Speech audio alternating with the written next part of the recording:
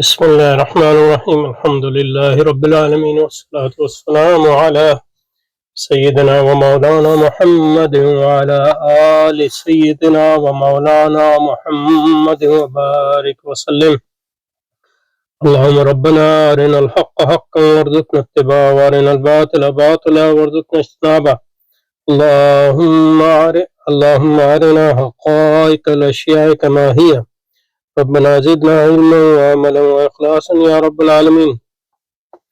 اللهم انصر أولياءك في مشارق الأرض ومغاربها. اللهم انصرنا على عدوك وعدوهم إنك على كل شيء قدير. اللهم فرج عنا وعن إخواننا في مشارق الأرض ومغاربها. اللهم نفس كربنا وكربهم وثبت أقدامنا وأقدامهم والطف بنا وبهم يا أرحم الراحمين يا رب العالمين. وصل وسلم على سيدنا محمد عدد من صلى عليه وصل على محمد عدد من لم يصل عليه وصل على محمد كما أمرتنا بالصلاة عليه وصل عليه كما يحب أن يصلى عليه. سبحان ربك رب العزة عما يصفون وسلام على المرسلين والحمد لله رب العالمين برحمتك يا أرحم الراحمين. آمين آمين يا رب العالمين آمين آمين. اچھا جی، یہ مضمون ہے البرہان میں، یا برہان، اس کا نام البرہان ہے، یہ برہان ہے، برہان البرہان لاہور. کیونکہ ہمیں ریاست کے تصور اور ادارے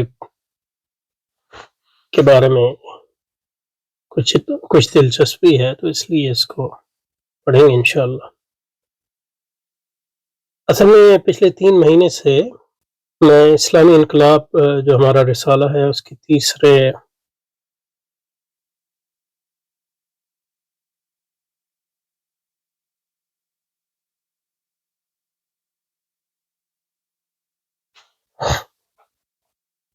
اسلامی انقلاب کے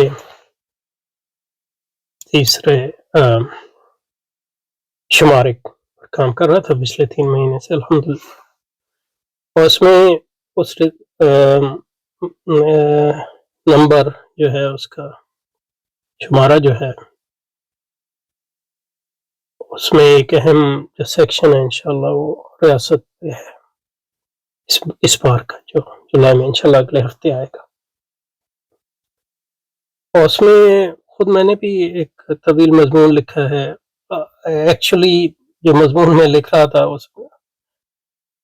اس میں کاٹ کر صرف اس کا ایک حصہ شائع کرنا پڑا، کر رہے ہیں ابھی، اور اس کا جو بڑا حصہ ہے وہ شائع نہیں ہوگا کیونکہ یہ کہ بہت لمبا ہو گیا. وہ دیکھیں گے، اس کی ضرورت ہوگی تو انشاءاللہ اگلے شماروں میں شائع کریں گے. اس کے علاوہ ہمارے ڈاکٹر جاوید انصاری صاحب کے ایک اہم مضمون جو لبرل ریاست اور سرمایہ ریاست اور اس کی ماہیت پہ ایک طویل مضمون ہے، تقریباً 10,000 الفاظ کا، اس کو بھی میں نے دوبارہ سے اس کو ایڈٹ کیا ہے اور اس پہ کافی کام کیا ہے الحمدللہ. تو اس وجہ سے مطلب یہ ہے کہ جب اس شمارے کو دیکھا کہ ان کے گروپ میں ہوں میں، اس شمارے تو اس میں اس پہ نظر پڑ گئی، تو میں نے کہا اس کو دیکھا جائے. گو کہ جو پہلے صفحے پہ سرسری نظر ڈالی تو وہ کافی مایوسی ہوئی، لیکن یہ کہ اب ارادہ تھا تو اس لیے انشاءاللہ اس کو پڑھتے ہیں. ہو سکتا ہے کچھ ایسی باتیں آ جائیں جو فائدہ مند ہو ہمارے لیے، یا اس کے نتیجے میں ایسی باتیں نکل آئیں جو اس سے کچھ ہمیں سیکھنے کو ملے. انشاءاللہ اس کو کرتے ہیں. اچھا، ریاست کی اسلامائزیشن. تو ریاست دو چیزیں، کم از کم 2 چیزیں مراد ہو، اور زیادہ بھی ہو سکتی ہیں، لیکن یہ کہ جو ابھی ذہن میں آ رہا ہے 2 چیزیں مراد. ایک تو تصور ریاست، اور ایک بطور ادارہ کے مثلا یہ کہ ایک اسپیسیفک ریاست، یعنی پاکستانی ریاست مثلا.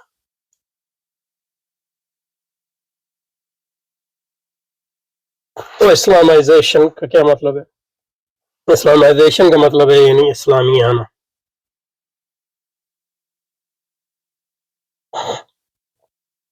ایک انگریزی اور جو لاحق ہے وہ انگریزی کا ہے، یا اس کی انگریزی کی جو ہے اردو آیا گیا ہے تو اس کا بنیادی مسئلہ اسلامیانہ. تو اسلامیانہ کا کیا مقصد ہے جناب؟ اس کے بھی کئی مطلب ہو سکتے ہیں اسلامیانہ کے. اسلامیانہ کا مطلب تو ریاست کے، جیسے کہ میں نے کہا، کم از کم دو مطلب ہو سکتے ہیں یہاں. ایک مطلب اسپیسیفک متعین ریاست، بلکہ کہیں تین ہو. متعین ریاست، ریاست اسپیسیفکلی میننگ ریاست، کوئی ایک ریاست، اسٹیٹ. پھر یہ کہ کوئی متعین ریاست یعنی مثلا پاکستانی ریاست. اور تیسرا یہ کہ ایک عمومی تصور ریاست کا.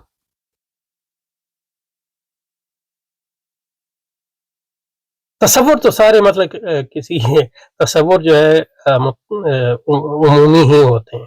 ان کی عمومیت کتنی ہے وہ ہر تصور کے لحاظ سے ہوگا، لیکن تصور جو ہے عمومی ہی ہوتا ہے. تعمیم کے بعد جو تصورات جو ہے وہ تخلیق کرنا ناممکن ہے.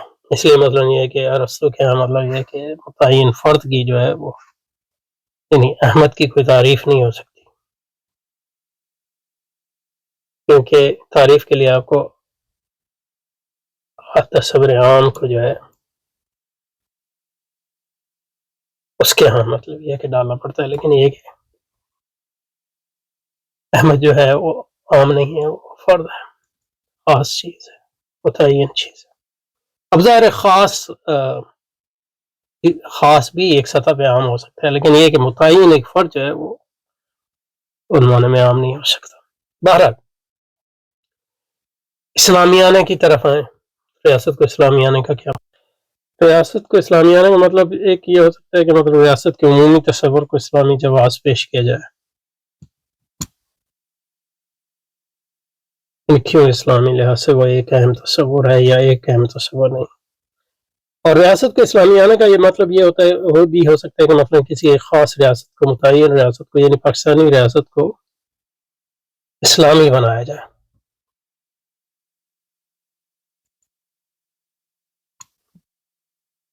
مثلا ایک ریاست کیا ہے؟ حکومت ہے ریاست، اور عدلیہ ہے، انتظامیہ ہے، اور جو پولیس ہے، یعنی یہ ریاست کے ادارے ہیں.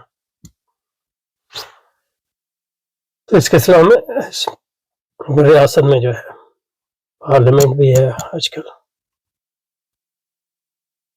ان سارے اداروں کو جو ہے اسلامی اصولوں کے مطابق مرتب کیا جائے.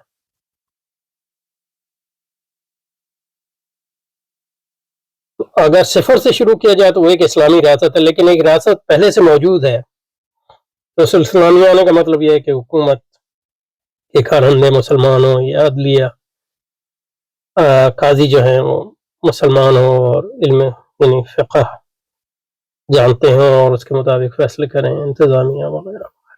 یہ اسلامیانہ کا مطلب ہے.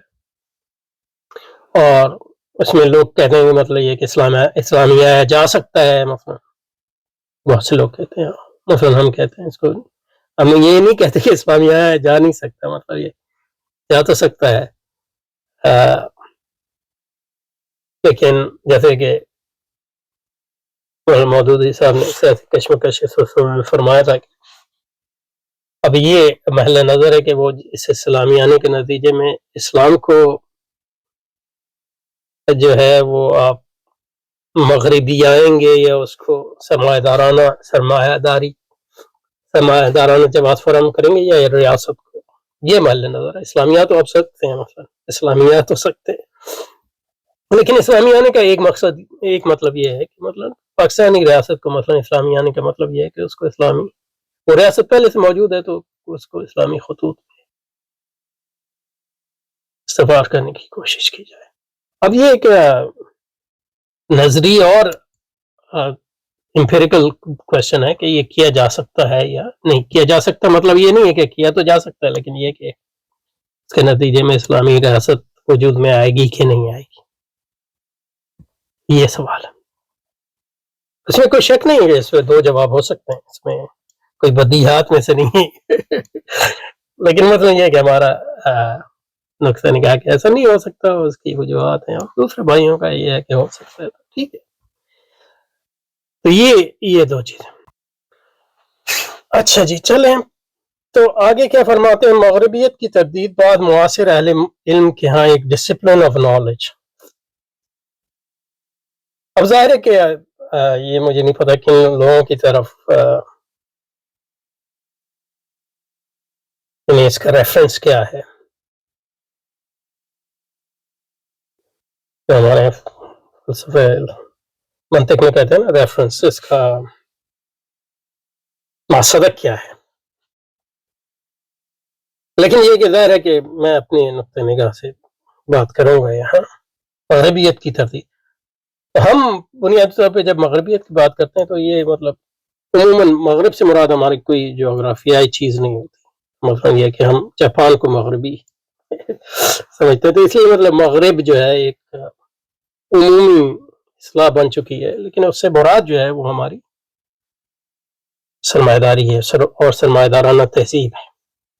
تو مغرب سے ہماری جو مراد ہے وہ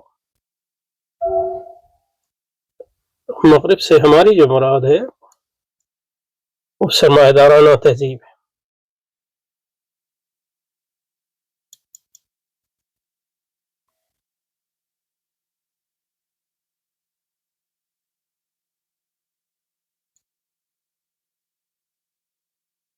تہذیب تو مطلب تہذیب بھی کوٹڈ، مطلب ہم اس کو تہذیب نہیں سمجھتے، ہم تو اس کو جاہلیت سمجھتے ہیں. لیکن یہ کہ جیسے کہ امام محمد صاحب نے فرمایا مغرب جو ہے بربریت ہے.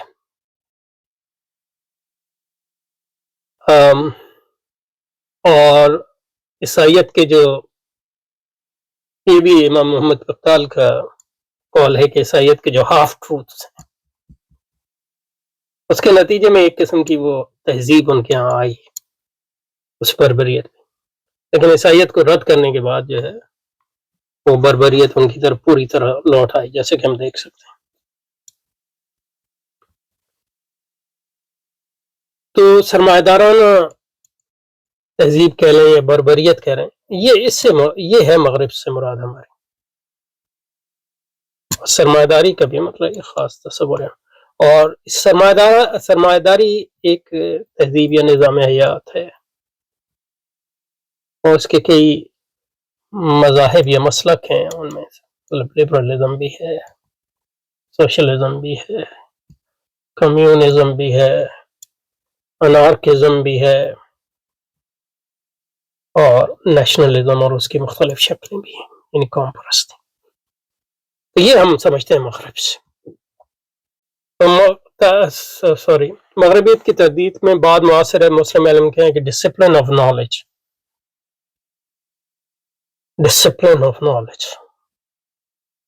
کے طور پہ، یعنی مطلب ایک میرا خیال ہے ان کی مراد ہے ڈسپلن آف نالج، ان کی مراد ہے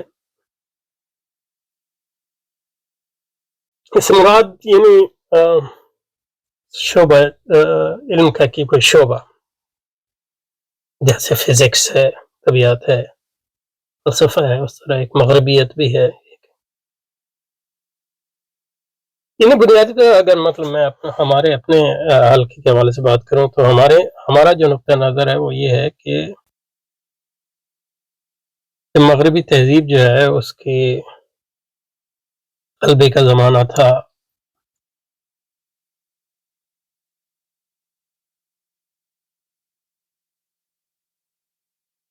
انیسویں صدی میں، اور 20ویں صدی کے اوائل سے اس کا زوال شروع ہوا ہے. ان کا ایک ڈسپلن آف نالج ہی کہہ لیں، ان کی اصطلاح استعمال کریں، چیز ابری جس کو کہتے ہیں استشراق. اور استشراق سے جو ہم سمجھتے ہیں وہ یہ ہے کہ استشراق ہے مثلا سرمایہ دارانہ نقطۂ نظر سے خیر سرمایہ دارانہ تہذیبوں کا مطالعہ.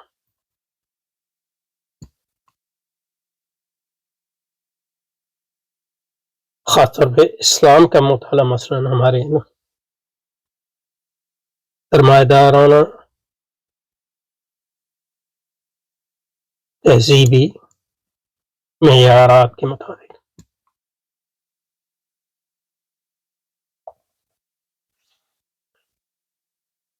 اچھا اس کو ہم یہ سمجھتے ہیں اس اشراق سے.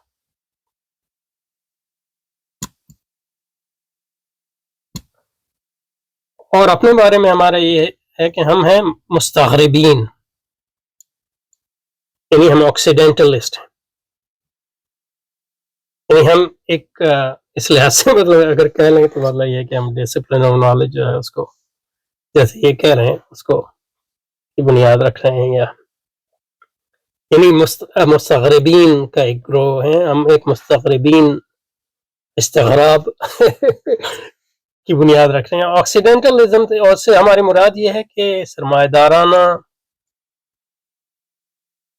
تہذیب، اس کی علمیت، اس کی ادارتی صف بندی، معاشرت، ریاست وغیرہ کو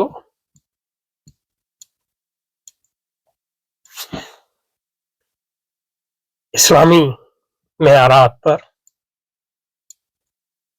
پرکھنا اور جانچنا. تو یہ ہمارا ہے. اگر کوئی ڈسپلن نالج ہے تو اس سے مراد ہماری یہ ہے. اچھا، مغربیت کی تردید بعد مسلم اہل علم کیا ایک ڈسپلن نالج کے طور پر متعارف کرایا گیا. نصرانیت یہودیت کی تردید سے علیحدہ طور پر مغربیت کو تردید کا موضوع قرار دیا.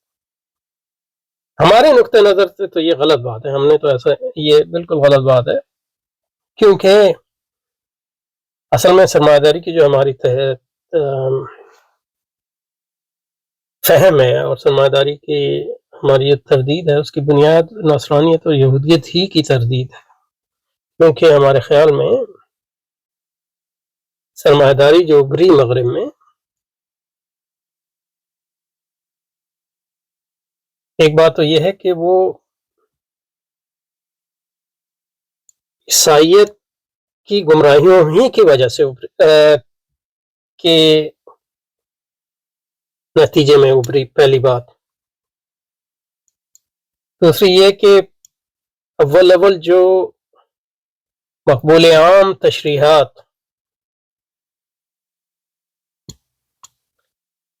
عیسائیت کی سرمایہ داری کی پیش کی گئیں اور اس کے جواز پیش کیے گئے، وہ سارے عیسائی ہی تھے. تو اس لیے مطلب ہمارا جو سرمایہ داری کا فہم ہے، اس کا جو رد ہے وہ عیسائیت کے رد سے ہی شروع ہوتا ہے، پروٹیسٹنٹزم سے. تو مثلا لوتھر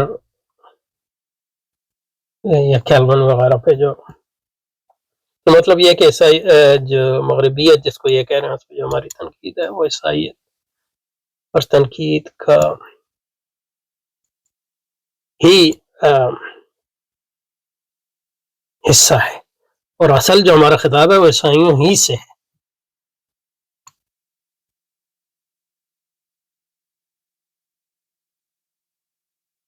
لیکن اس میں مطلب یہ ہے کہ ہم یہ بھی بتا دیں کہ کس طرح جو ہے سرمایہ داری جو ہے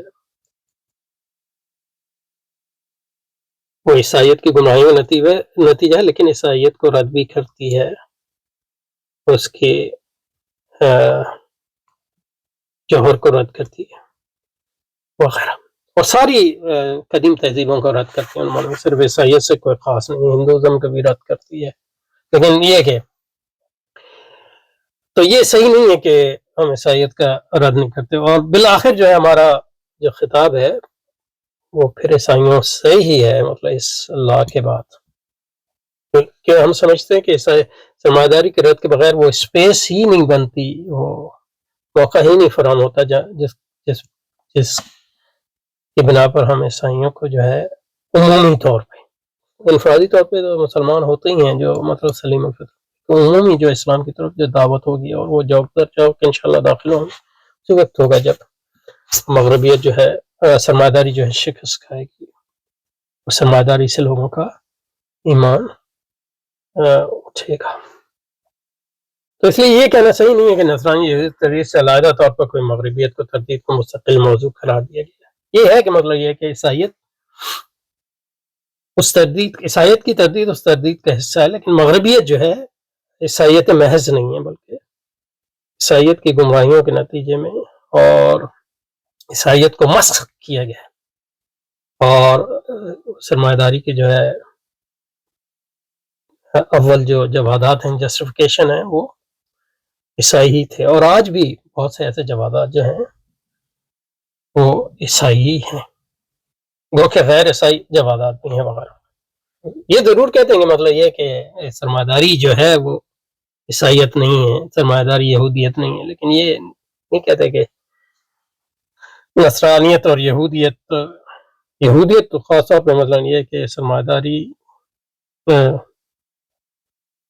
کے تصور کا جزو لا ينفق ہے، یعنی دنیا پرستی تو یہودیوں اور مطلب یہ کہ جو عیسائیت میں جو پروٹیسٹنٹزم کی وجہ سے سرمایہ داری کے لیے جو ایک اسپیس پیدا ہوئی، وہ اسی وجہ سے ہوئی کہ یہودیت اصل میں عیسائیت میں درائی، کیونکہ پروٹیسٹنٹزم ہے وہ اس کو کہا گیا کہ اس جوڈائزیشن آف کرسچینٹی، یعنی پروٹیسٹنٹزم ایک خاص معنی میں جو ہے یہ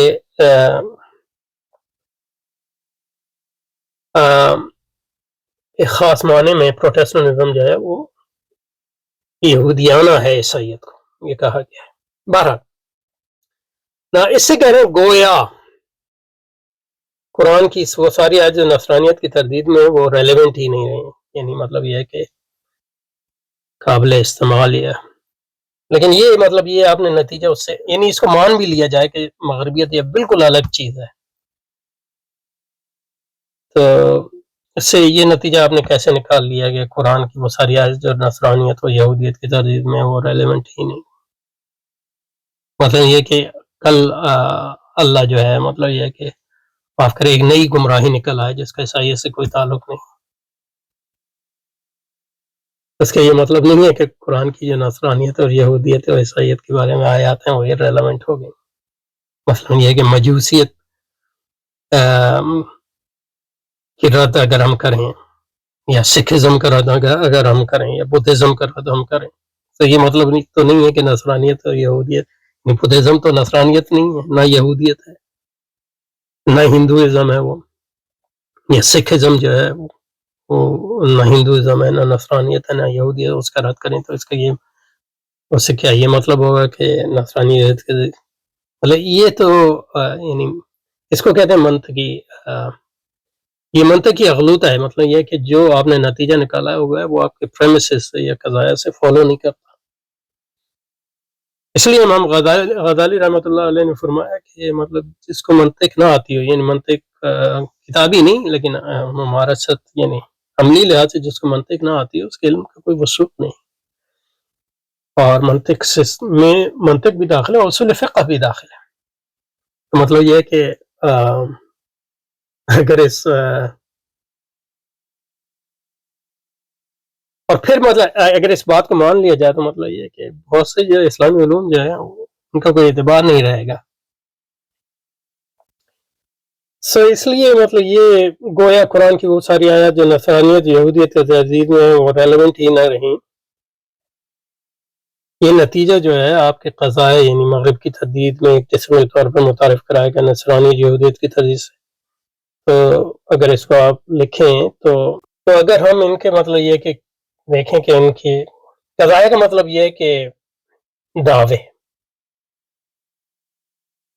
اور نتیجہ جو ہے دعووں کی دلیل کیا ہے اور اس کے نتیجے میں جو ہے نتیجہ نکالتے ہیں۔ تو پہلا ان کا دعویٰ یہ ہے کہ مغربیت کو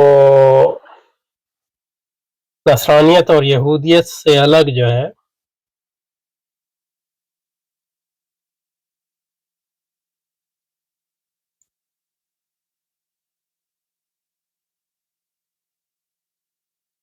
ڈسپلن آف نالج قرار دیا گیا ہے۔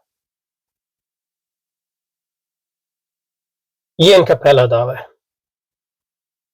صحیح ہے یا غلط ہے اس کو چھوڑیں، اس کو یعنی بطور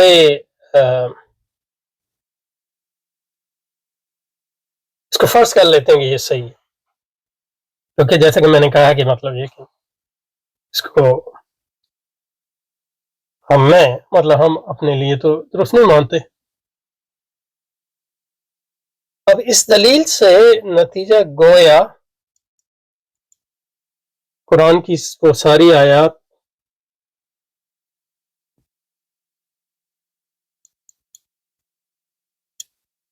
جو یہ نتیجہ، یہ دوسرا نہیں، یہ نتیجہ ہے ان کا. گویا قرآن کی وہ ساری آیات جو نصرانیت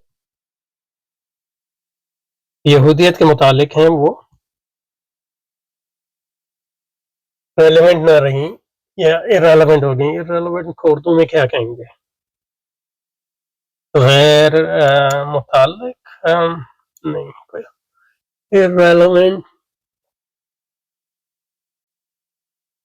بے محل ہو گئیں، نعوذ باللہ لا یعنی ہو گئی. اچھا، لیکن یہ کہ اس میں ایک اور ان کا جو قضیہ، تو اس سے تو ظاہر ہے کہ یہ فالو نہیں ہو رہا.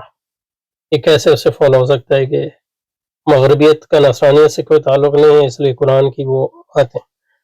تو اس میں شاید جو ان کا الگ جو قضیہ اس کے بعد میں دیا ہے وہ ٹھیک ہے، وہ اس کو بھی شامل کر لیتے ہیں کہ کیونکہ تو یہ ان کا قضیہ نمبر 2 ہو گیا، تو اس کو آنا چاہیے تھا اوپر، نتیجہ عموماً آخر میں لکھتے ہیں کیونکہ قرآن میں رد مغربیت کی نصوص موجود نہیں ہے. اس کو بھی یعنی یہ بھی غلط بات ہے، لیکن یہ کہ اس کو مان لیتے ہیں، فرض کر لیتے ہیں قرآن میں. اچھا، تو ان کا مطلب پہلا یہ ہے کہ رد مغربیت کا عیسائیت سے کوئی تعلق نہیں ہے، قرآن میں رد مغربیت نہیں ہے.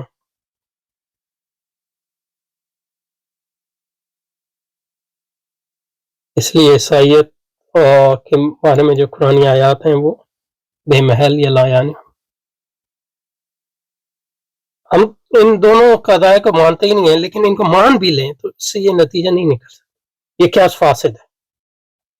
آپ اس کو اس کی اشکال بنا کے دیکھ لیں، یہ کیا فاسد ہے.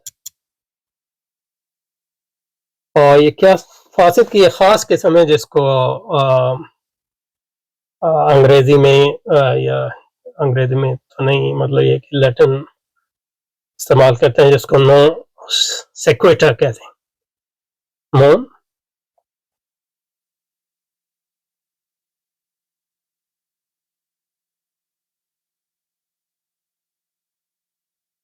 یہ غلط احمد کیا اسفاد ہے، اس لیے کہ اس میں ایک غلطہ جو ہے آپ کمٹ کر رہے ہیں، فیلسی کمٹ کر رہے ہیں، کیونکہ جو آپ کے قضایا ہیں نتیجہ ان سے نہیں نکلتا، یا the conclusion doesn't follow from the premises logically.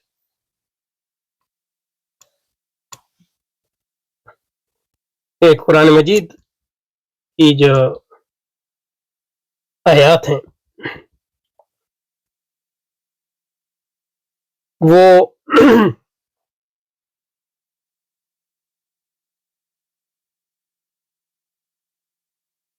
عیسائیت کے متعلق ہیں، وہ کبھی بھی بے محل نہیں ہوں گی جب تک عیسائیت ختم ہو جائے تو ظاہر ہے کہ وہ ڈائریکٹلی بے محل